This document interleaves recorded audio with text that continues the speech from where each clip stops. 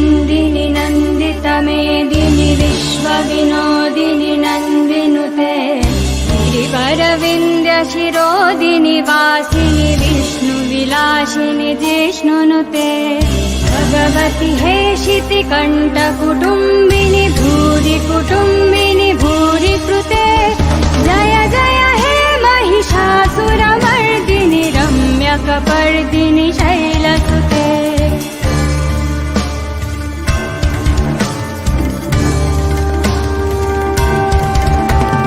सुरवरवर्षिणि दुर्धरदर्शिनि दुर्मुखमर्षिणि हर्षरते त्रिभुवनपोषिणि शङ्करतोषिणि किल्बिषमोषिनि घोषरते धनुजनिरोषिणि दितिश्रुतरोषिनि दुर्मथतोषिनि सिन्धुसुते जय जय हे महिषासुरमर्दिनि रम्यकपर्दिनि शैलसुते जय जय हे महिषासुरमर्दिनि रम्यकपर्दिनि शैलसुते जय जय हे Mahishasuramardini रम्यकपर्दिनि शैलसुते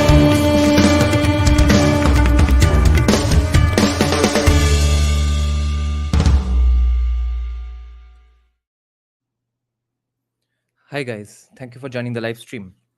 Today is the third part of our discussion or learning about the concept of Chit from the perspective of Shakti, Shakti Upasana, Shaktism.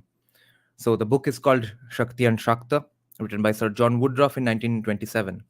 So we'll do a bit of a recap. We'll just read the last paragraph from where we at around where we ended yesterday. Okay, so let's start. Chit is the boundless permanent plenum which sustains and vitalizes everything. It is the universal spirit, all pervading like the ether, which is and sustains and illumines all experience and all processes in the continuum of experience. In it, that in that experience, in that Chit, the universe is born, grows, and dies. This plenum or continuum is as such all-pervading, eternal, unproduced, and indestructible. Because production and destruction involve the existence and bringing together and separation of parts, which in an absolute partless continuum, it is impossible. It is necessarily in itself, that is as Chit, motionless, because no parts of an all-filling continuum can move from one place to another. Nor can such a continuum have any other form of motion, such as expansion, contraction, or undulation. Since all these phenomena involve the existence of parts and their displacement, Chit is one undifferentiated part, one undifferentiated, partless, all-pervading, eternal, spiritual substance. In Sanskrit, this plenum is called Chidakasha. That is, just as all material things exist in the all-pervading physical ether, in the same way, the latter, the Chidakasha, exists in the infinitely extending spiritual ether, which is Chit. The supreme consciousness is thought of as a kind of permanent spiritual space, Chidakasha, which makes room for all varieties and forms appearing and disappearing, and contains all these varieties and forms appearing and disappearing. Space itself is an aspect of spiritual substance. It is a special posture of that stress in life which takes place in unchanging consciousness, written by P. Mukhopadhyay in his book The Patent Wonder, page 21 to 24. In this ocean of being consciousness, we live, move, and have our being. Consciousness as such, that is, as distinguished from the products of its power as Shakti, consciousness in that way is never finite. Like space, it cannot be limited, though through the operation of its power of self-negation or Maya Shakti, it may appear as determined. But such apparent determinations do not even for us express or exhaust the whole consciousness, any more than space is exhausted by the objects in it. Experience is taken to be limited because the experiencer is swayed by a pragmatic interest which draws his attention only to particular features in the continuum. This was the last sentence from yesterday. This is where we ended, that though what is thus experienced is a part of the whole experience, the latter, the whole experience, is felt to be an infinite expanse of consciousness or awareness, in which is distinguished a definite mass of especially determined feeling. Now we start today's section. Mm. So, as Chit is the infinite plenum, all limited being exists in it, and it is in all such beings as the spirit or innermost self, and as Maya Shakti, it is their mind and body. When the existence of anything is affirmed, the Brahman is affirmed because the Brahman is being itself. This pure consciousness or Chit is the Paramatma, Nirguna Shiva, who is being consciousness bliss, Satchidananda, Sat Chit Ananda. Consciousness is being. Paramatma, according to Advaita Vedanta, is not a consciousness of being, but it is being consciousness. Not Nor is it a consciousness of bliss, but it is bliss. All these are one in pure consciousness, that being consciousness and bliss. Although Sri Aurobindo, like we have discussed yesterday as well, Sri Aurobindo has translated Satchidananda as truth consciousness bliss. All these are one in pure consciousness. That which is the nature of Paramatma never changes, notwithstanding the creative ideation, Sri Kalpana, which is the manifestation of Shakti as Cit-Shakti and Maya Shakti. It is this latter Shakti which, according to the Shakta Tantra, evolves, the Maya Shakti. To adopt a European analogy, which is yet not complete, Nishkala Paramatma is Godhead or Brahmatva, Sakala or Saguna Atma is God, Ishvara. Hmm. Each of these three systems, Samkhya, Mayavada Vedanta, and Shakta monism, agrees in holding the reality of pure consciousness, Chit. The question upon which they differ is as to whether unconsciousness is a second independent reality, as Samkhya alleges, and if not, how the admitted appearance of unconsciousness as the forms is to be explained consistently with the unity of the Brahman. That is the disagreement. Hi Niner Jai Shri Ram, Chota Down Ram Ram Dada Ram Ram. Such then is Chit, truly known as it is in itself with capital I. Such then is Chit, truly known as it is in itself, only in completed yoga or moksha, known only through its manifestations in our ordinary experience, just as, to use the simile of the Kaivalya Kalika Tantra, we realize the presence of Rahu or Bhuchaya, the eclipse, by his actions on the sun and moon. The eclipse is seen, but not the cause of it. Hmm. Chit Shakti is a name for the same changeless Chit when associated in creation with its operating Maya Shakti. The supreme Chit is called Parasamvit. The supreme Chit is called Parasamvit in the scheme of the 36 tattvas, which is adopted by both the Shaiva and Shakta Agamas. According to Shankara, the supreme Brahman is defined as pure jnana without the slightest trace of either actual or potential objectivity. Without the slightest trace of either actual or potential objectivity. The Advaita Shaiva Shaktas regard this matter differently in accordance with an essential principle of the Agamic school with which I now deal. All occultism, whether of East or West, posits the principle that there is nothing in any one state or plane which is not in some other way actual or potential in another state or plane. So, kind of the alternate universe idea of comic books, of theoretical physics as well, of course. The Western Hermetic maxim runs, quote, as above, so below, end quote. This is not always understood. The saying does not mean that what exists in one plane exists in that form in another plane.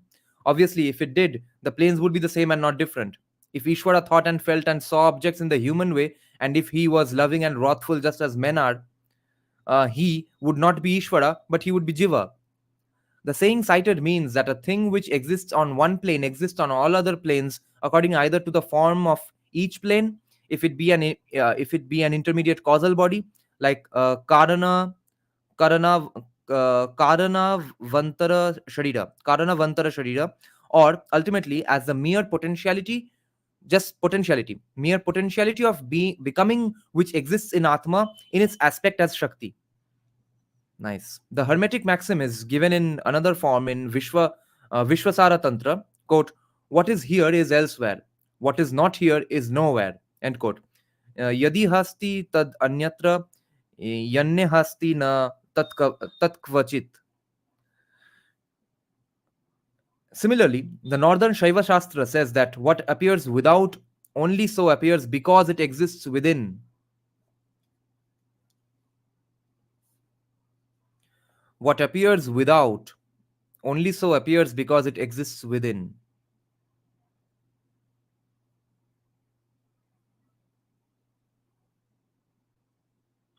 One can only take out of a receptacle what is first assumed to be within it. Interesting. What is in us must in some form be in our cause. If we are living, though finite forms, it is because that cause is infinite being. If we have knowledge, though limited, it is because our essential substance is Chit, the illuminator. If we have bliss, though united with sorrow, it is because it is supreme bliss. It, it is because it, I, capital I, it is supreme bliss. In short, our experience must exist in germ in it. This is because in the Shaktagama, there is for the worshipper a real creation and therefore a real nexus between the Brahman as cause and the world as effect. According to the transcendent method of Shankara, there is not in the absolute sense any such nexus. The notion of creation by Brahman is as much Maya as the notion of the world created. Applying these principles, we find in our dual experience an I, aham, or subject, which experiences an object, this, idam.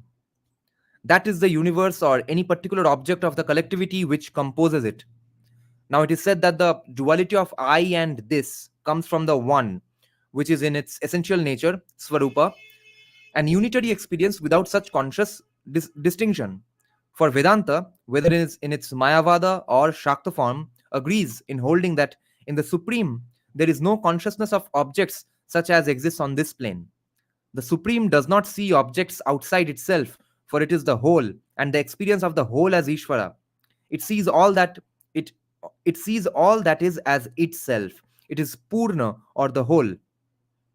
How then, it may be asked, can a supreme, unchanging, partless, formless consciousness produce from itself something which is so different from itself, something which dentally it does not produce, which something which is changing with parts, form, and so forth? Shankara's answer is that transcendentally it does not produce anything. The notion that it does so is Maya. What then is his Maya? This I have more fully explained in my papers on Maya Shakti and on Maya and Shakti.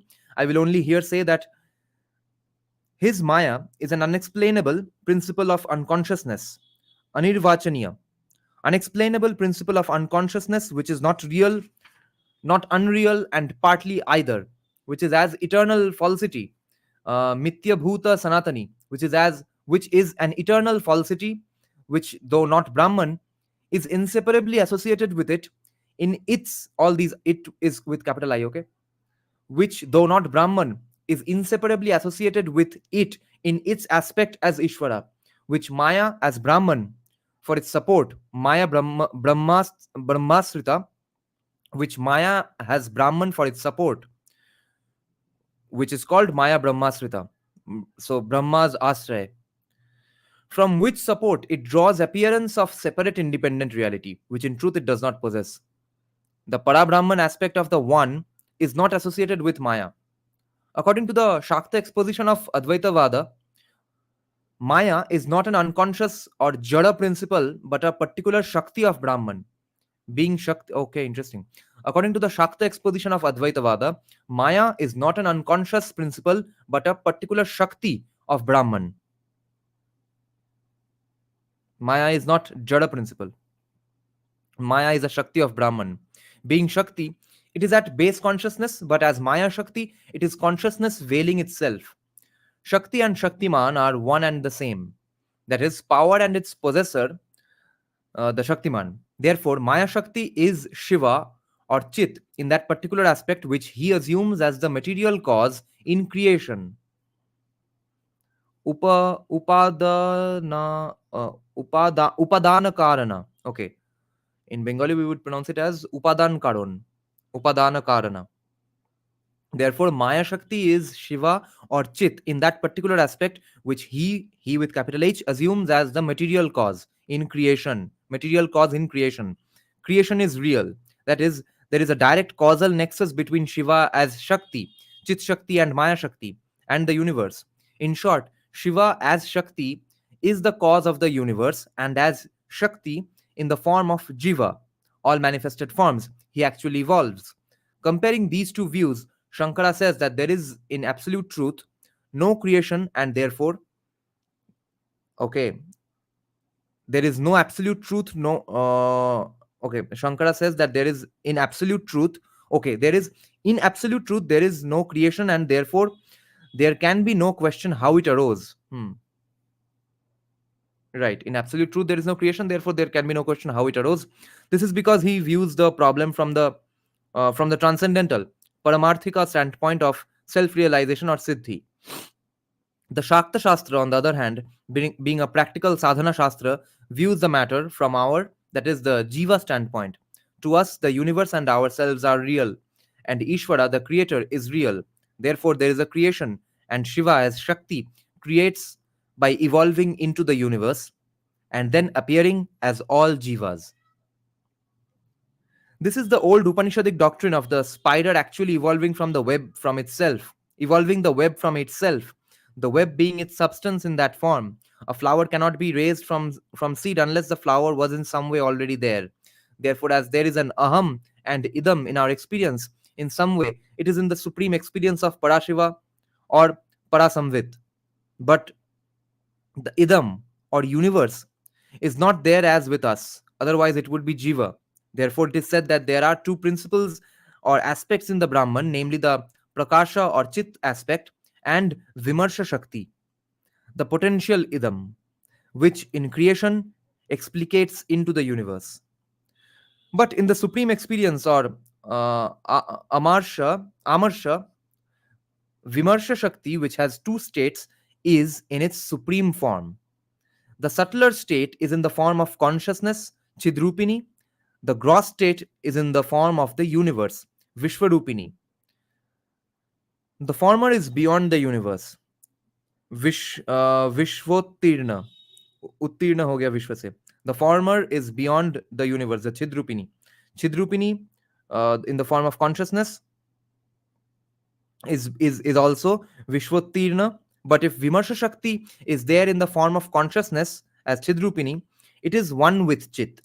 Therefore, it is said that the Aham and Idam, without ceasing to be in the supreme experience, are in the supreme Shiva in undistinguishable union as Chit and Chidrupini.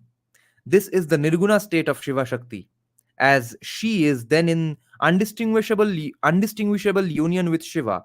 She is then also simple, unmanifested Chit.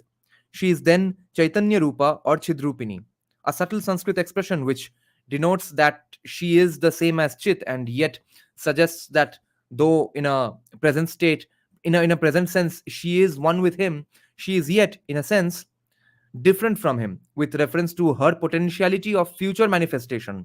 She is Satchidanandamayi and he is Satchidananda. She is then the unmanifested universe. She is then the unmanifested universe in the form of undifferentiated Chit. She is then the unmanifested universe in the form of undifferentiated Chit. The mutual relation, whether in manifestation or beyond it, whether as the imperfect or ideal universe, is one of the mutual relation, whether in manifestation or beyond it, whether as the imperfect or ideal universe, is one of inseparable connection or inherence, abhinava, uh, or inherence such as that between I-ness, ahanta, and I, aham, existence, and that which, okay, too many translations in between, so I'll read the sentence without those translations first, then we'll get to the translations. Otherwise, it confuses the flow of the sentence. So the mutual relation, whether in manifestation, the mutual relation between Satchidanandamai and Satchidananda, because she is then the unmanifested universe in the form of undifferentiated Chit. The mutual relation, whether in manifestation or beyond it, whether as the imperfect or ideal universe, is one of inseparable connection or inherence, such as that between I-ness and I. Okay. Difference between I-ness and I, existence and that which exists, difference between existence and that which exists. So the concept of existence versus that which exists, an attribute and that in which that attribute inheres, sunshine and the sun, and so forth. That's kind of differentiation. Nice. This was fruitful. So the translations are inseparable connection or inherence, abhinabhava, sambandha or samanvaya, and the difference between I-ness, ahanta and aham, I-ness and I, and the difference between uh, sort of the mutual cooperation between existence and that which exists, the bhava and bhavat, and dharma and dharmin, an attribute and that in which it inheres, sunshine and the sun, kind of like that. Okay. uh, Namaskar Abhay, M Shastri. Dada, did you watch the Op India panel discussion? Ashish Dhar, Anand Ranganathan, Rahul Roshan, and Nupur were there. No, I have not watched that one as of yet. I watched the Kushal Mehra Chennai discussion. Kushal Mehra, Harsh Madhusudan, Abhijit Mitra. Is there anything fruitful there? Ashish Dhar, Ranganathan one. Office call and Tantra going simultaneously. Lol.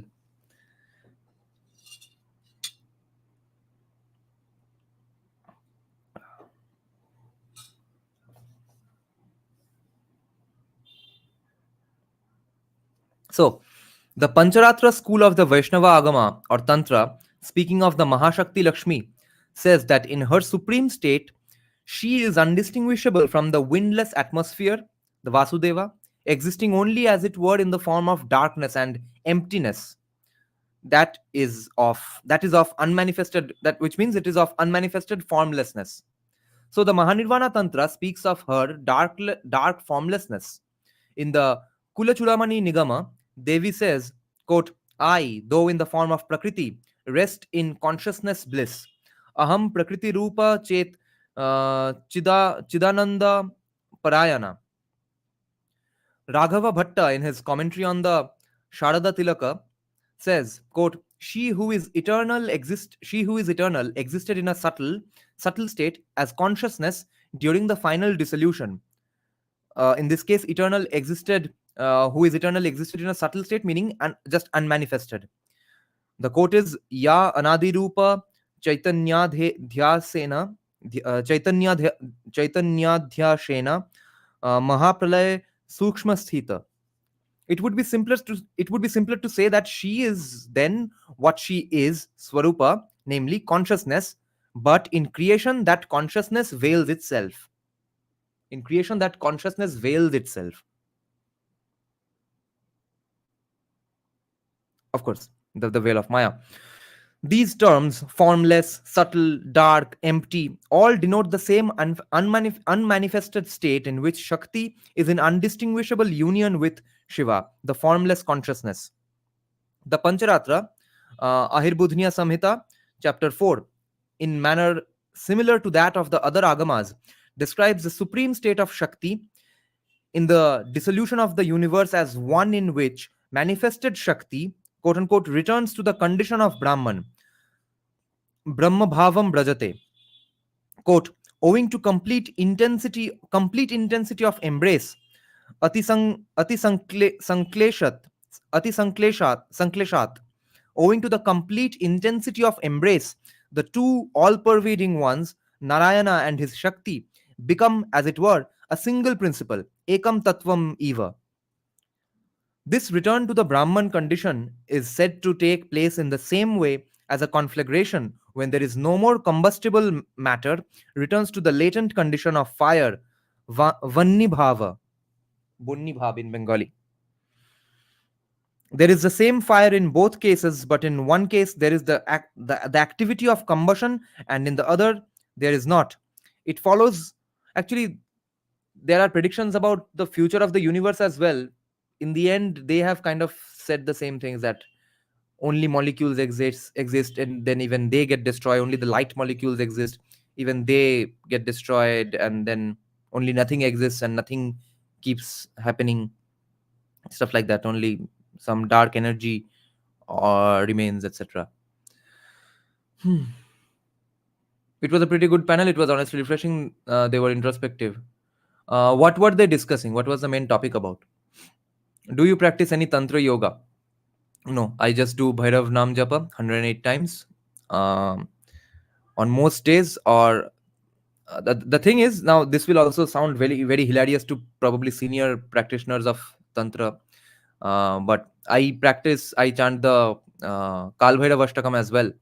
But one works for me like a very steady, legit, solid diet, and one works like a steroid, and you can't survive just on steroids. Now, these will work differently for different people. For me, Kal Bhairav Ashtakam works like a steroid, and it gets a little too much to handle. The kind of uh, charged upness I get. So usually before my live streams, it's always usually Kal Bhairav Ashtakam, and after my bath, it's full 108 times Bhairav Nam Japa. And both of these I do without any diksha, because I have checked with some people. These at least these two don't require diksha. So Anand Ranganathan was kind of odd one. Why? I realize that I find English books on spirituality difficult to understand. I find it easier to understand in Hindi, which is weird given my English medium. Absolutely understandable, absolutely, because those concepts and those words are at least our mother tongue. No, in English we are twice removed now. That okay, first there's going to be a weird translation, there's going to be a justification or critique of that translation. The author himself will say, see, this translation is not enough, but we have to use it because we are after all saying it in English. So that's why actually Sri Aurobindo's book is even tougher. So um but after all, since Sir John Woodroffe is such a great authority, so with him we get so much value. Therefore, English reading is more important. Arnab Chakraborty is saying, great, consider adding some Hatha yoga will help control those energies better. I see. Um, I use some aspects of the, let's say, just the workout kind of the stretches aspects of yoga, of course. But I know what you mean. I know you don't mean just the workout aspect. Since I work out regularly, I have to do stretches, and there I incorporate some yoga, obviously, because if you work your muscles very much, then yoga becomes absolutely necessary. But if someone does not believe in spirituality, does not even lift heavy, just does yoga, then of course it becomes not that significant of a benefit, because of course mobility is still a great thing. Blood circulation will improve even if you do just yoga and absolutely no other workout. But it's just not enough. It especially after 30, you need to strengthen your muscles. Who is going to hold up your bones and skeleton? By the way, I don't oppose reading it in English. Yeah, they did talk about caste, the thoughtlessness, the thoughtless application of Western values, how to build a better movement, their expectations and disappointment with Modi, why they need to criticize, etc. Nice, nice. Lots of topics. They will be back for part 2. I see. Interesting.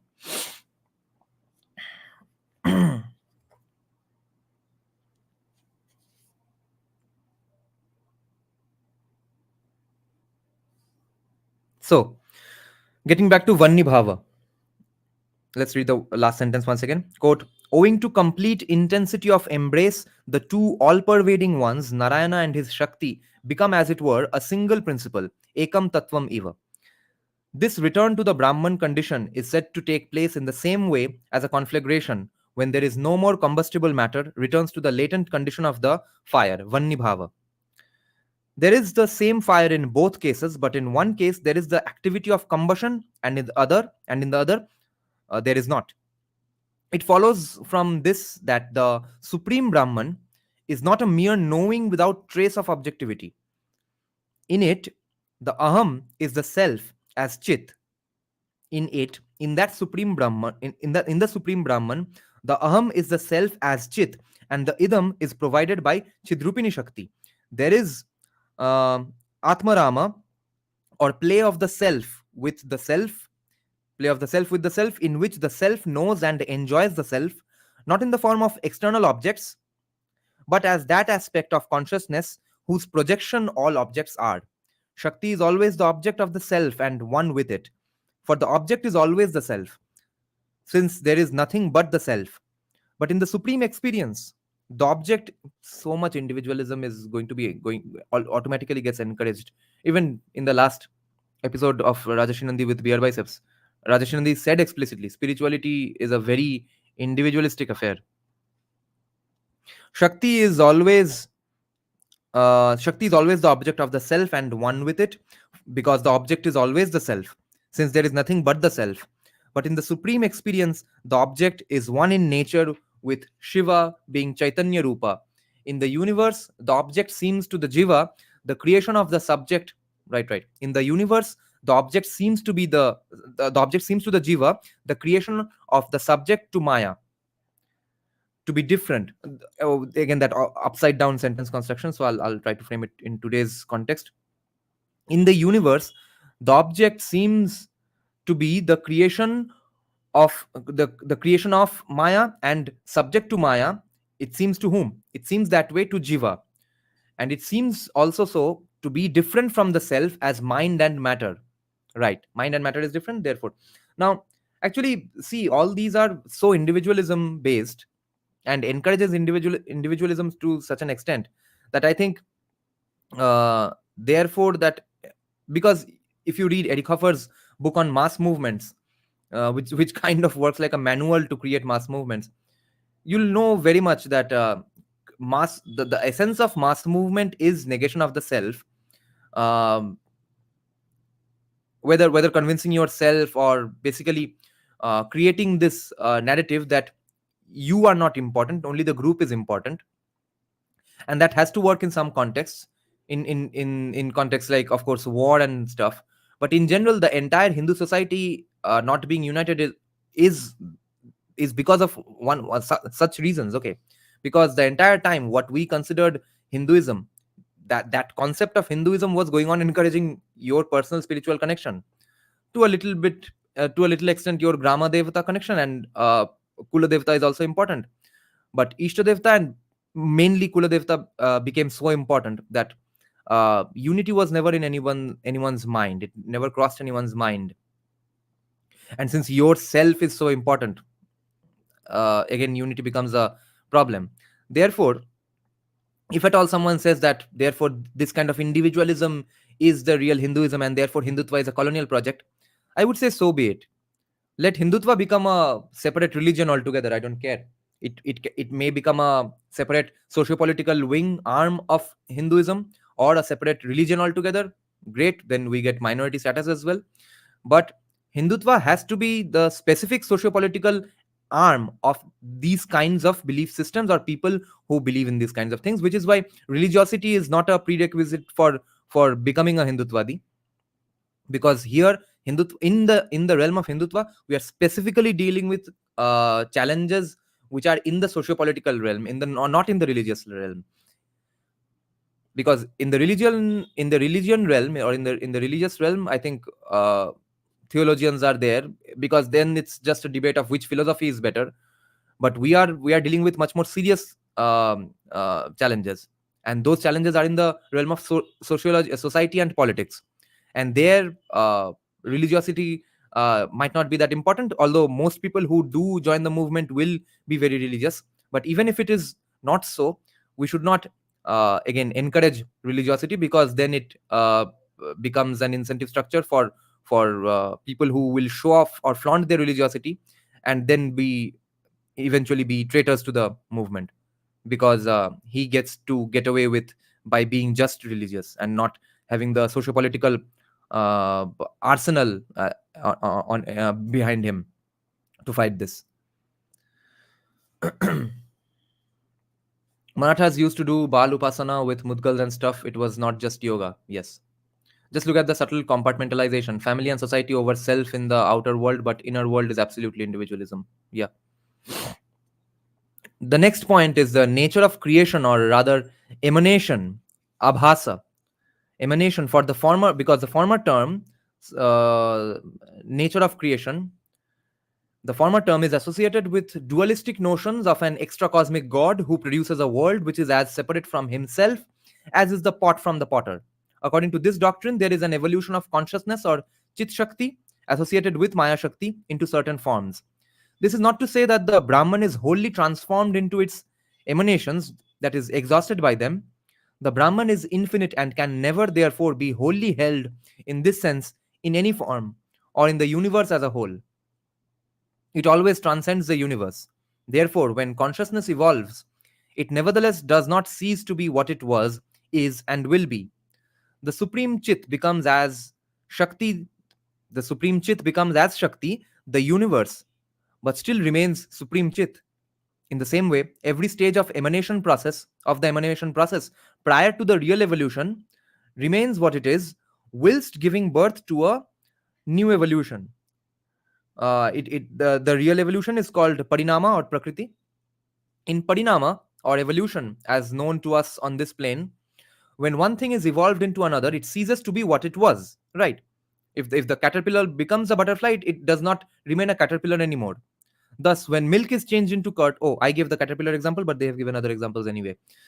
Thus, when milk is changed into curd, it stops being milk.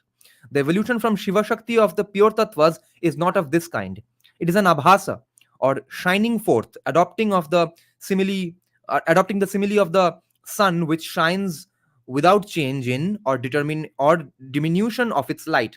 So it's not a zero sum phenomenon.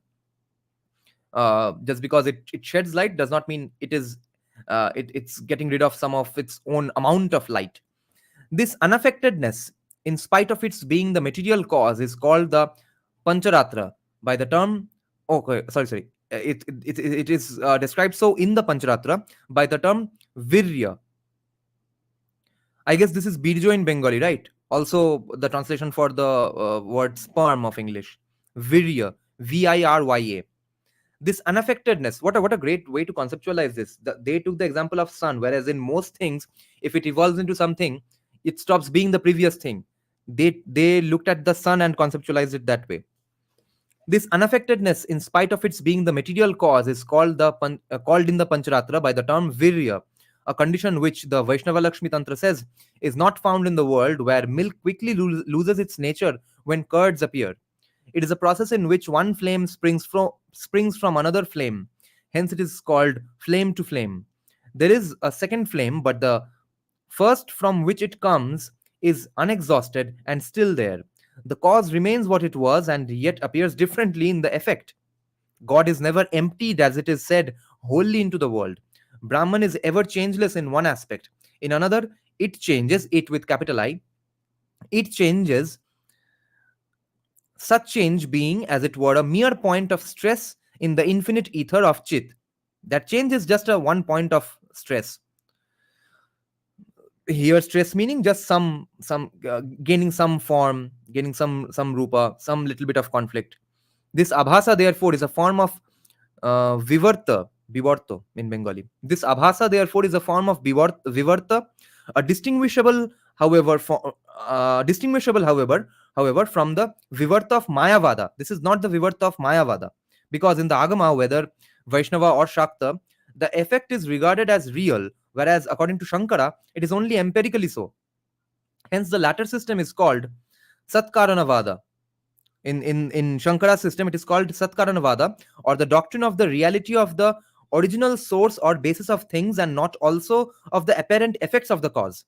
This abhasa, this abhasha, abhasa or abhasha, this abhasa has been called Sadrisha Parinama, Shodrisha Parinam. This abhasa has been called Sadrisha Parinama. See Introduction to Principles of Tantra, Part 2, Volume 2. A term borrowed, Sadrisha Parinama, a term borrowed from the Samkhya, but which is not altogether appropriate. In the latter philosophy, in Samkhya, the term is used in connection with the state of the gunas of Prakriti in dissolution when nothing is produced. Here, on the contrary, we are dealing with creation and an evolving power consciousness. It is only appropriate to this extent that, as in Sadrisha Parinama, there is no real evolution or objectivity. So also there is none in the evolution of the tattvas until Maya intervenes and Prakriti really evolves the objective universe. The Prakriti really evolves the objective universe.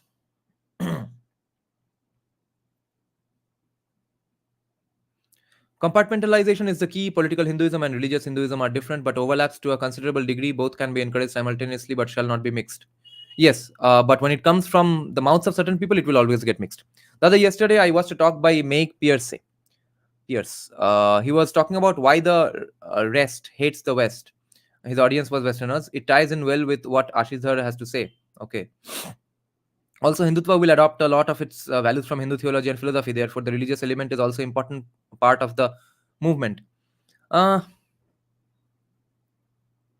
I don't think it's if someone has that knowledge in prior already, just like I'm also gaining the knowledge. Obviously, I'm aware that it might help in my Hindutva ness, but um, but you see, the main game, since it might be an extra icing on the cake, but the main cake is in a social justice way. Okay, that no, regardless of what they what this group's theology is, regardless of what they have done not done, they deserve to live, survive, and prosper.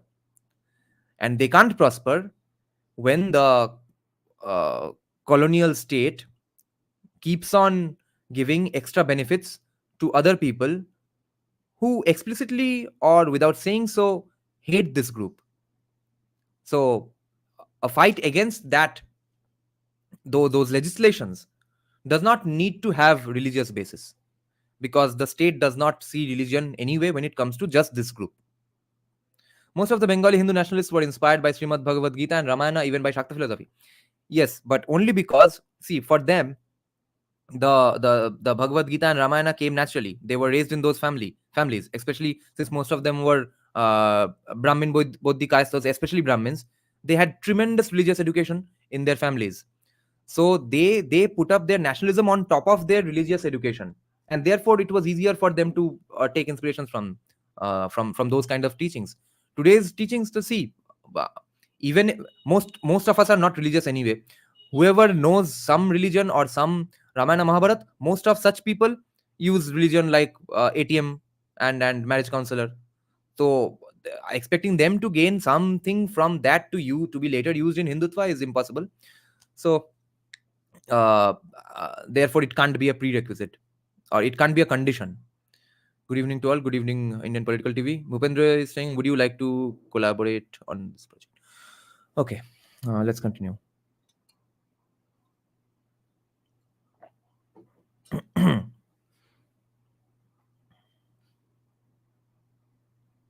Because we did this chapter so slowly, because we're in the third day, therefore today I'm being able to move forward with a little more smoothness. Let's see how much longer this chapter is. Can we finish it today? Yeah, we'll finish it today. Nice. We took our own sweet time and it was fruitful.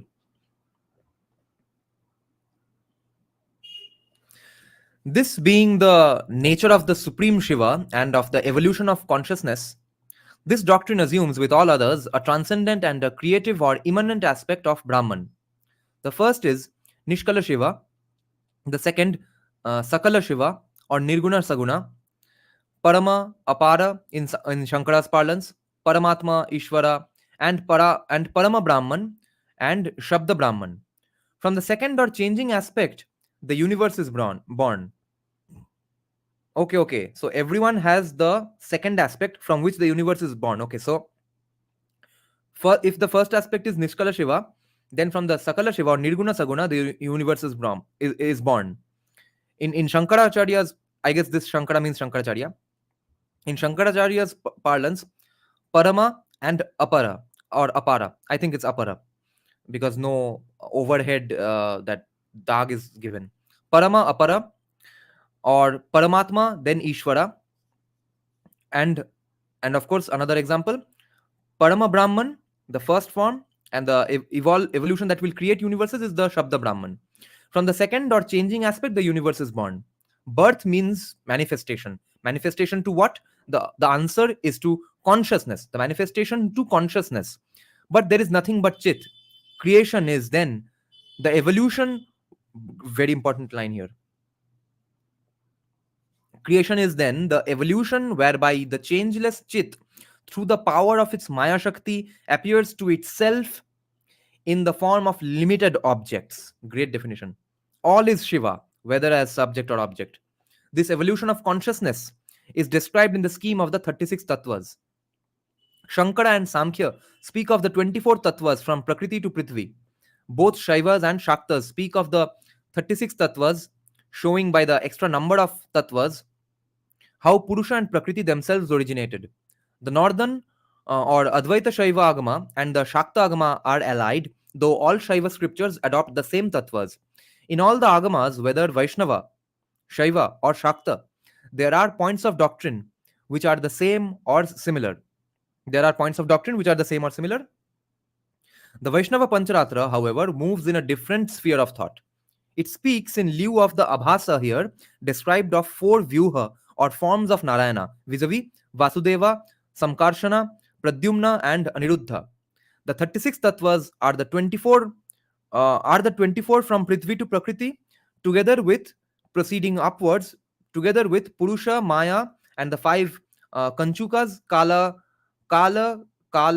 Niyati, Vidya, Raga, and then Shuddha Vidya or Sadvidya, then Shakti, Shiva.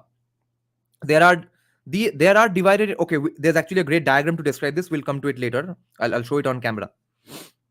The Shuddha or wait, sorry. Yeah, there are divided into three groups named Shiva Tattva, Vidya Tattva, Atma Tattva, and Shuddha, Ashuddha Tattvas. The Shuddha or pure tattvas are all the tattvas from Shiva Shakti tattvas. Okay, the Shuddha or pure tattvas are all the tattvas from Shiva Shakti tattvas to and including Sadvidya tattva. The pure impure or mixed Shuddha tattvas are those between the first and third group, which are the impure tattvas, Ashuddha tattva of the world of duality, namely the 24 tattvas from Prakriti to Prithvi. The other group of three is as follows. Shiva Tattva includes Shiva Tattva and Shakti Tattva. Vidya Tattva includes all tattvas from Sadashiva to Sadvidya, and Atma Tattva includes all tattvas from Maya and the Kanchukas to Prithvi.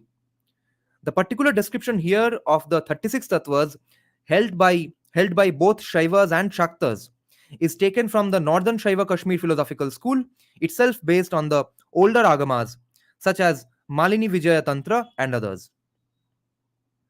Now, again, taking the sociological approach to such a book, imagine if I am a complete atheist who hates the idea of religiosity but believes Hindus as a group must survive. What do I get from this again? Arguments, narratives that, okay, you say Kashmir was never a integral part of India. Why do I keep getting mentions of Kashmir? Even back in 1927, when this wasn't even a controversy, it was obvious to them that Kashmir is a part of India.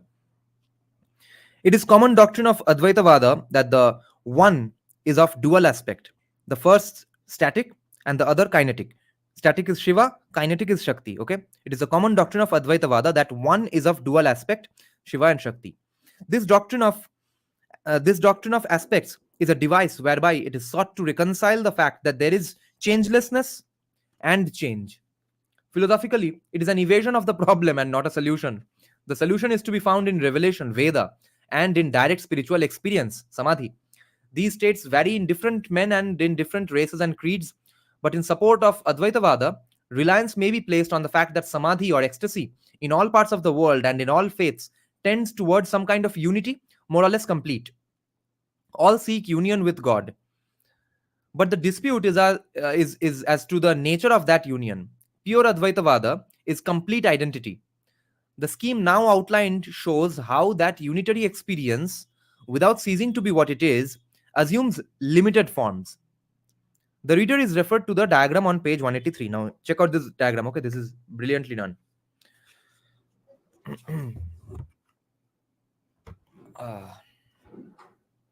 Go through it. Okay, take your time. I hope the camera focuses. Wait, it's not focusing as of yet, right?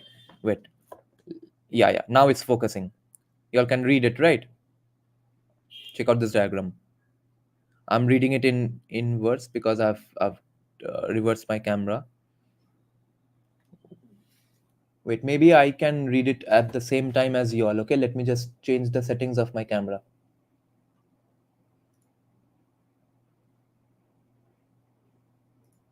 Yeah, great. Now I can read it as well.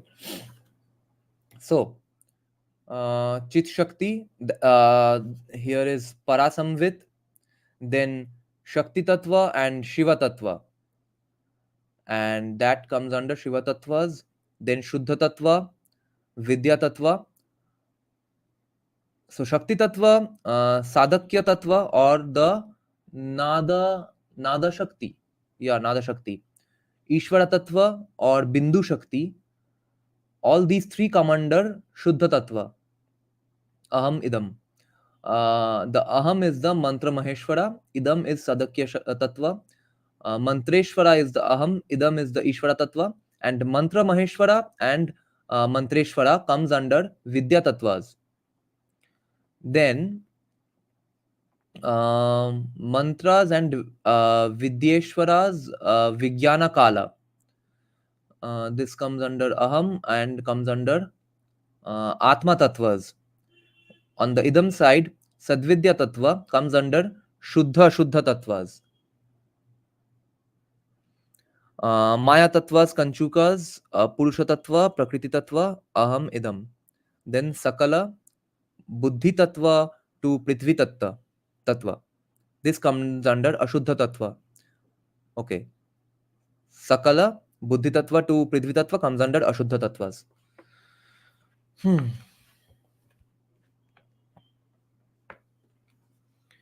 Abhay, great question. Why is Kashmir a part of India? How will we explain it without the understanding of Hindu civilizational identity through its texts, which are mostly religious? Because the reading of that text does not have to come from a religious place. That has to come from a social justice, political place of mind, place of heart. Because all these people, think of the opponents, no? All these people defending everyone except Hinduism, they are not doing it from a clinical reading of the Bible or the Quran, right? They just think they are vulnerable, they are oppressed, so they must be saved from this evil Hindu fascist majority. That's all. They don't need any religious justification for it, and so we will also not give any religious justification for it.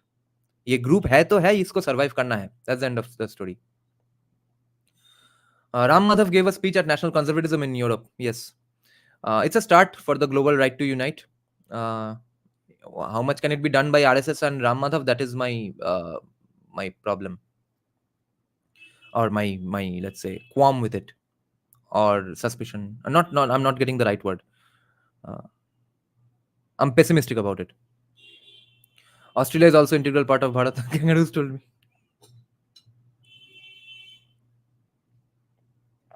Okay. So as you all saw in the diagram, Parasamvit shown on top of the diagram is Nishkala Shiva, or the changeless Brahman aspect. The Shiva Shakti below is the aspect of the supreme Brahman from which change comes and which appears as its products or changing forms. Both are Shiva Shakti. When, however, Shiva is kinetic, he is called Shakti. Regarding the matter from the Shakti aspect, both are Shakti. Oh my God. Great explanation. क्या बात है sir, John वुडरॉफ ने एकदम English audience के लिए बहुत बढ़िया explanation दिया है. Regarding the matter from Shakti aspect, both are Shakti. Neither ever exists without the other, though Shakti is in one aspect, Chidrupini, and in the other, in the form of the universe, Vishwarupini. In themselves and throughout, they are one. The divergence takes place in consciousness after it has been subjected to the operation of Maya, the effect of which is to polarize consciousness into an apparently separate I and this. Parasamvit is not accounted a tattva because, great, I mean, he's being fair here. Why is Parasamvit not accounted as a tattva? Even that is being explained here. Because it with capital I is beyond all tattvas, tattvatita. Okay, so in Bengali, the pronunciation, if all of these words have absolutely Bengali applications in colloquial Bengali even. Tattva is tattva, তত্ত্বের অতীতে যে উঠে গেছে তত্ত্বাতীত, তত্ত্বাতীত. Shiva Tattva and Shakti Tattva are counted separately, though Shakti Tattva is merely the negative aspect of Shiva Tattva. Shakti Tattva is merely the negative, negation, again, negative in this case, not meaning bad, negative meaning proving that what it is saying, what it is not. So, in that, what it is not kind of a discussion, Shakti Tattva is merely the negative aspect of Shiva Tattva. Great. Shiva Tattva and Shakti Tattva are not produced. They thus are even in dissolution. Thank you, Bhupendra. They are Saguna Brahman, and Parasamvit is the Nirguna Brahman. The first evolved Tattva is Sadashiva of Sadakhya Tattva. And can anyone tell me if these words are D pronounced as D or should it be Ra? I've never heard this word. Sadakhya or Shadakho or Shadokho. I'm confused about this particular word. I've never heard this word. The first evolved tattva is Sadashiva of Sadakhya tattva, of which the meaning is Sat Akhya Yata. Okay. Sat Akhya. Akhya kora holo Yata. Jotha. Sat Akhya Yata. Nice. তাহলে তো then তো D উচ্চারণ only. The Sadakhya tattva. Sat Akhya Yata. Or that state in which there is the first notion of being, because here is the first incipiency of the world experience as the notion I am this, which ultimately becomes a separate I and this. In my Garland of Letters, Varnamala, in his book Garland of Letters, I have with more technical detail described the evolution of Jiva consciousness. Here I will only shortly summarize the process. Great. As already stated, the Aham and Idam exist in an unitary state which is indescribable in Parasamvit. Shakti Tattva is called negative because negation is the function of Shakti. Shakti Tattva is called negative because negation is the function of Shakti. Nishedha Vyapara Rupa Shakti. Nishedha Vyapara Rupa. Negation of what? The answer is negation of consciousness. The universe is thus a product of negation. Where there is pure experience, there is no manifested universe. Where there is pure experience, there is no manifested universe. Shakti negates the pure experience. Shakti negates the pure experience of consciousness to the extent that it appears to itself limited. Shakti disengages the unified elements, Aham and Idam. Shakti disengages the unified elements which are latent in the supreme experience as undistinguishable unity. How? The answer is one of great subtlety. Of the Shiva Shakti Tattvas, Shiva represents the Prakasha and Shakti the of the Shiva Shakti Tattvas, Shiva represents the Prakasha and Shakti represents the Vimarsha aspect, which contains potentially within it the seed of the universe to be. The result is that the Prakasha aspect is left standing alone. The Prakasha aspect. The Shiva, which is represented by Shiva. Shiva represents the Prakasha aspect and Shakti represents the Vimarsha aspect. So the result is that the Prakasha aspect is left standing alone. The Shiva Tattva is Prakasha Mantra, that is, to use the imagery of our plane, meaning our realm, an I without a this. Right. You have been able to conceptualize your personality, but you are left with you don't have any this around you. Okay, it's just you alone. But self is usually supposed to be in presence of other things with form. This is a state in which the unitary consciousness is broken up to this extent that it is no longer a perfect experience in which the Aham and Idam exist in undistinguishable union, but there is one supreme Aham consciousness only, which is it's just that this is the root of all limited subjectivity. To this Aham or Shiva Tattva, Shakti gradually unveils herself as the Idam or Vimarsha aspect of consciousness. Beautiful. The result is that from Shiva and Shakti, in which the latter, the Shakti, takes the playful part, there is evolved the first produced consciousness called Sadakhya Tattva. There is then an Aham and Idam aspect of experience, the I and this, I and that. But that experience is not like the Jivas, which arises at a later stage after the intervention of Maya Shakti. In the Jiva consciousness, the Jivatma, or in the Jivatma consciousness, the object, that is the Idam, is seen as something outside and different from itself. In In Sadakya Tattva and all the subsequent pure tattvas, that is Ishvara Tattva and Shuddha Vidya Tattva, the this, quote unquote, the quote unquote this is experienced as part of the self and not as separate from it. There is no outer and inner, as will appear from the diagram. There is no outer and inner. The circle which represents the one consciousness is divided into I and this, like we saw in the diagram, which are yet parts of the same figure. The this, the quote unquote this, is at first only by degree and hazily presented to the aham like a picture just forming itself. Two Sanskrit words are given as translations. The this is at first only by degree and hazily dhyamala prayam, presented to the aham like a picture just forming itself. Okay, so a blurred kind of a picture. Okay, just forming itself in this case means the kind of the 1 minute photograph that they used to take back then. No, it used to be a complete white piece of paper, then it used to become a sort of a blurry thing, then it used to form a complete picture, right? You all remember, have you all ever seen such a picture? So he's describing that. Imagine that phase when it's just forming, just about forming. Okay, great. The this at first only by degree and hazily presented to the aham is like a picture just forming itself. So there's a word for it. Unmilita matra chitrakalpam. Okay, unmilita matra chitrakalpam. Unmilita matra chitrakalpam.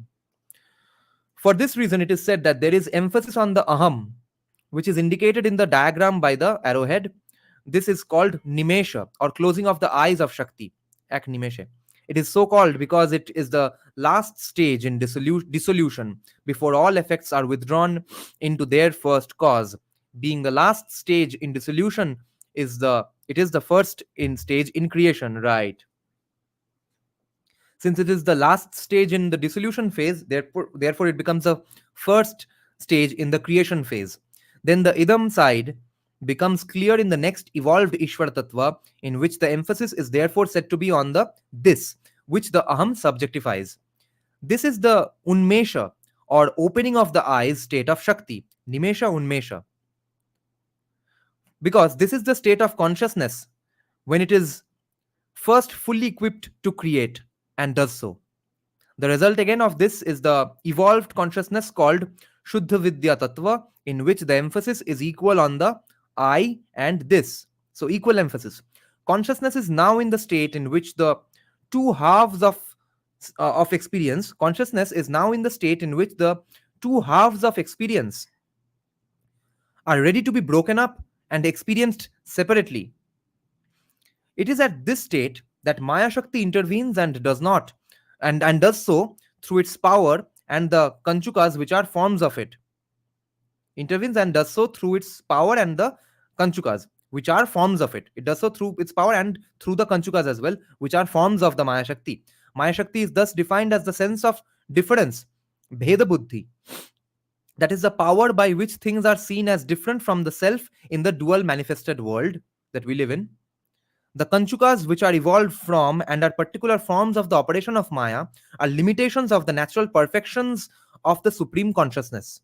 These are kala, which produces division, paricheda, in the partless and unlimited, and niyati, which affects independence, swatantrata, niyati, and raga, which produces interest in and then attachment to objects in that which in attachment to that which objects which wanted nothing, purna, objects in that.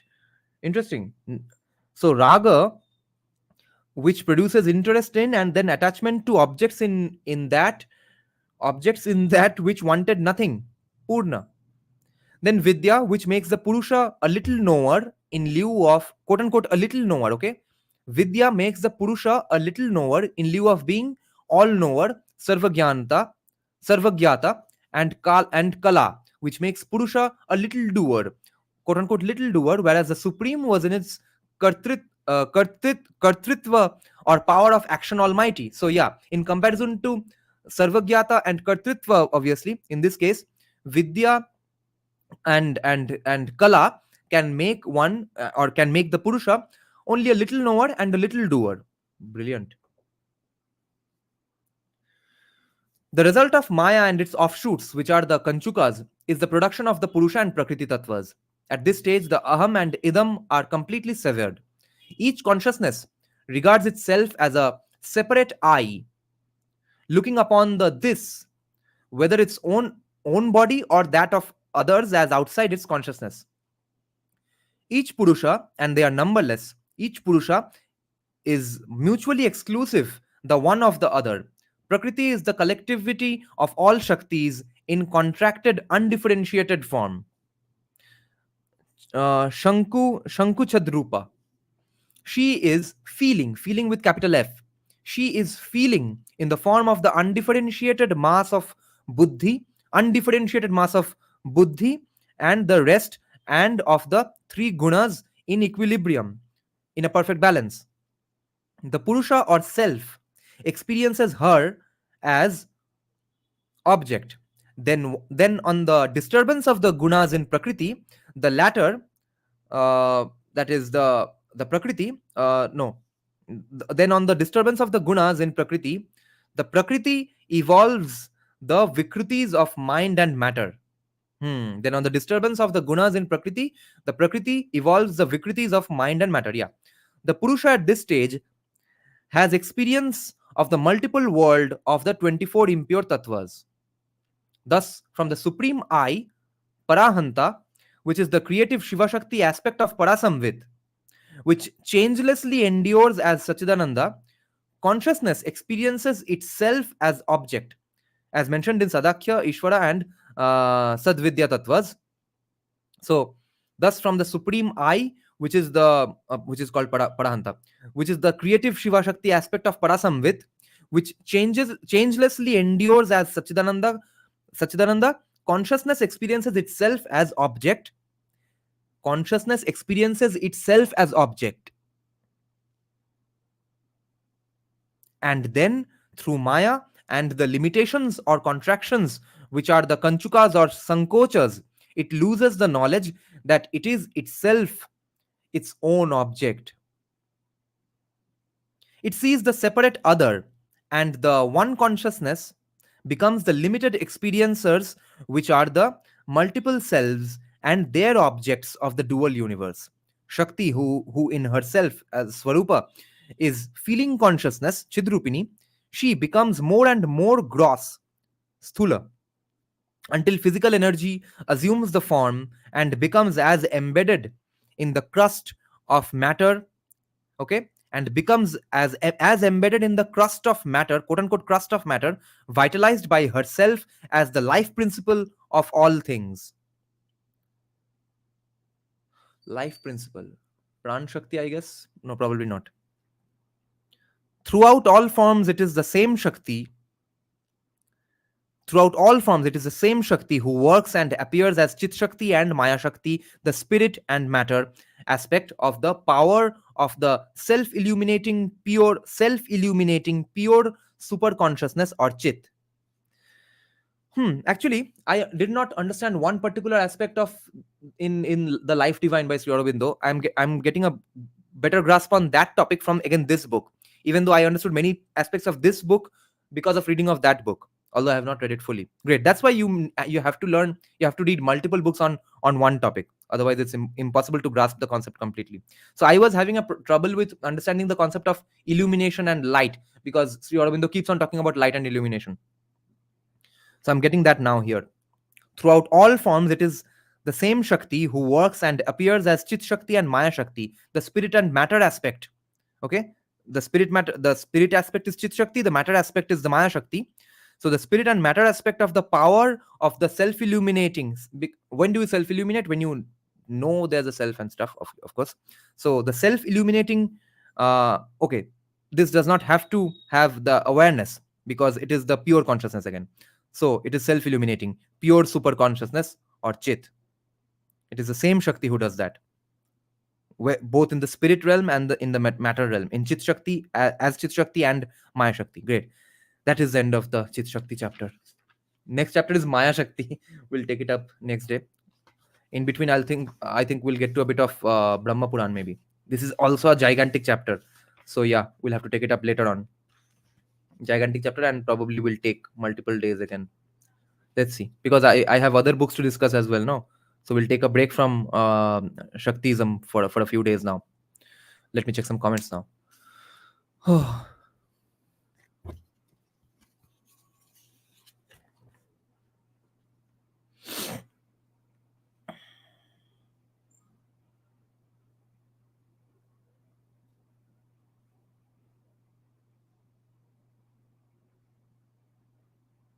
Can someone try to make this book popular among Westerners? Yeah. Illumination is property of light. Light is what enables us to see things. Yeah.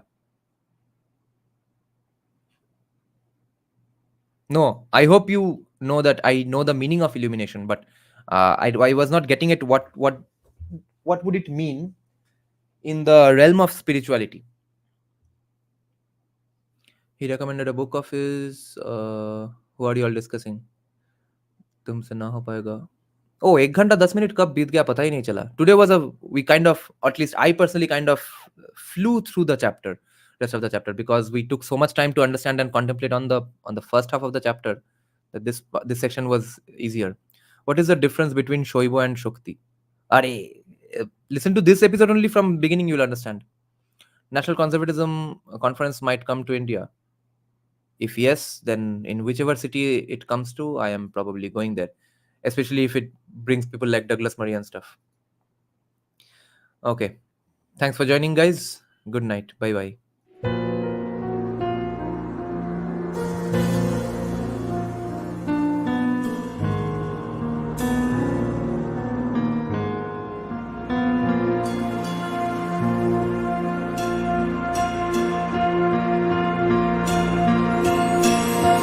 श्रवरूढं महाभीमं गुणाद्रष्टाङ्गरप्रदम् अस्य युक्तं त्रिनेत्रं च कपालकर्णिकाकरान् मुक्तकेशीं ललज्जयः पिबन्तीं रुधिरं चतुर्बाहु समायुक्तं वराभयकरं स्मरेत् चतुर्बाहु समायुक्तं वराभयकरं स्मरेत्